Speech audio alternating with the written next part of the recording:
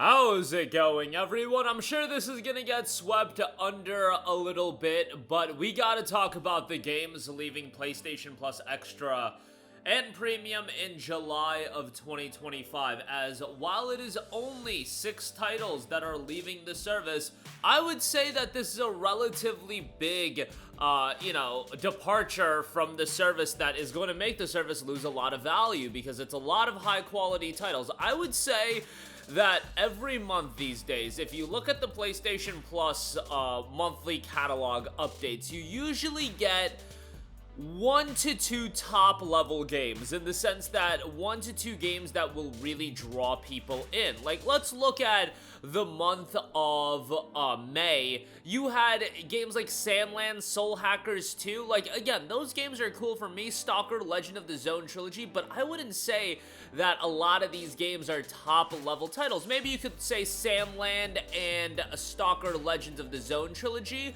are really top level titles, and then everything else kind of becomes like a secondary title. In the month of June, I guess you could say FBC Firebreak as a new release is a top level game. That game seems to be dead on arrival, but I digress. You do have Battlefield 2042, but again, as far as top level offerings, there aren't a lot. In the month of July, the games leaving the service, while it's only 6 titles, I would say 4 of those games, yes, 4 of those games are top level games that could be headlining games on any month of PlayStation Plus Extras catalog updates, and that's what's really notable. So we'll talk about that. We'll talk about the aforementioned Day 1 title hitting Plus that's available right now, and outside of the Plus talk, I do want to cover a game update on a game that I was looking forward to later this year. It's gonna end up being a January 2026 title, and honestly, I think it's best case scenario for everybody involved that that game does come out January 26th. But first of all, games leaving PlayStation Plus Extra and Premium in July of 25. Dying Light 2, Remnant 2, Final Fantasy VII Crisis Core Reunion, Mount Blade 2 Bannerlord, A Job Simulator, and Vampire the Masquerade Swansong. So those top 4 games, Dying Light 2, Remnant 2, FF7 Crisis Core, and Mount Blade 2 Bannerlord, those are all games that I would consider to be top level games. Given the notoriety of those games, the franchises, and the fact that they still all go for a premium price point. The fact we are losing all 4 of those games, huge blow to PlayStation Plus. And again, let me reiterate, it is normal for games to leave the service. However, do the games getting added to the service compensate for the games leaving the service? Are they of equal value, or are they of a greater value? And if you compare it to the month of June, look, you can tie yourself into a pretzel and be like, oh, FBC Firebreak is a day 1 game, guys. It's a day 1 game, bro. Nobody cares about FBC Firebreak, or like a lot of people don't care about FBC Firebreak. Let's just be honest. That's great that it's a day 1 release. This is not a game that I believe is going to get a lot of traction, and I get that it's available as a part of Game Pass and PlayStation Plus, but if you go to Steam, which is again the public data that's available and easy to access, it's got 820 Steam reviews, 61% positive. It's got 700 concurrent players on Steam. I get it that people are playing it on Game Pass and people are playing it on PlayStation Plus. 700 concurrent players is a disaster. I don't care if it's on Game Pass. 700 players is a disaster. If a game's gonna get some traction, a game like this, people are gonna end up buying it on Steam as well, at least in greater numbers than 700 concurrent players. So, FBC Firebreak, Battlefield 2042 literally goes on sale for like $9. So, take that for what you will. Hunter Call of the Wild, Five Nights at Freddy's Help Wanted, We Love Katamari Reroll, Aeon Chronicle was a decent addition, Train Sim World 5, Endless Dungeon, The Last Wish Edition. Like, those were the games, and if you compare that to the games leaving in July, I would take July's games over that all day long. Like, let's say July's games were already gone and you were to tell me these were the games getting added in July, I would be like, oh my god, that is so much better than what we got in the previous month, because those, again, 4 top level games. Dying Light 2 still goes for like $20. Remnant 2, $25. Final Fantasy VII Crisis Core Reunion, $25. Mount Blade 2, I would imagine it's still around the $30 range. And you're literally getting added games that are mid-level games. Yes, FBC Firebreak is a day 1 game, and nobody cares about FBC Firebreak. Also, Aeon Chronicle, I would say that's a good addition. Is Eiyuden Chronicle as notable of an addition as Crisis Core? Again, you could like tie yourself into a pretzel and pretend that Eiyuden Chronicle is as big as Crisis Core, I guess, but Crisis Core, I would say there's a lot more value. Like, let's be honest, does PlayStation pay more money to get an Eiyuden Chronicle on their service or Crisis Core Reunion? I would imagine Crisis Core Reunion, but who knows, and Dying Light 2 as well. That's a massive game leaving the service. We'll see what the catalog update is in July, but given the recent catalog updates, I cannot imagine that it is going to be worthwhile. Moving on from that, yes, FBC Firebreak is now available as a part of the PlayStation Plus extra game catalog. And you look at the social media reception, a user says, I got bored about an hour in. Metacritic scores aren't that great, not impressed at all. Brothers, like, I can give Remedy credit for trying. I really feel like they should have put those resources into what Remedy does best.